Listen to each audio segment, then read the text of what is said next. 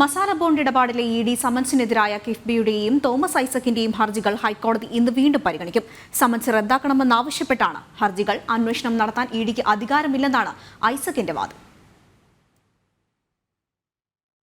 Masala bond ഇടപാടിൽ അന്വേഷണം നടത്താൻ ഇഡിക്ക് അധികാരപരിധിയില്ലെന്ന വാദമുയർത്താനുള്ള കാരണങ്ങൾ തോമസ് ഐസക് ഇന്ന് ഹൈക്കോടതി മുൻപാകെ ഉന്നയിക്കണം. ഇഡി സമൻസിൽ ഹാജരായി മൊഴി നൽകുന്നതിൽ എന്താണ് പ്രശ്നമെന്നായിരുന്നു ഐസക്കിന്റെ ഹർജി പരിഗണിക്കവേ കഴിഞ്ഞ ദിവസം ഹൈക്കോടതി ഉന്നയിച്ച ചോദ്യം. സമൻസിന്റെ കാലാവധി നീട്ടി നൽകണമെന്ന ഐസക്കിന്റെ ആവശ്യവും കോടതി അംഗീകരിച്ചിരുന്നില്ല.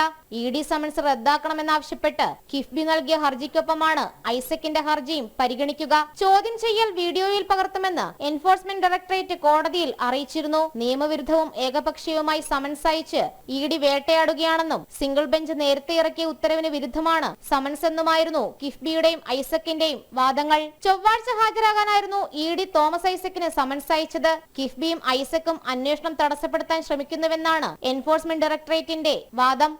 ജനം, കൊച്ചി.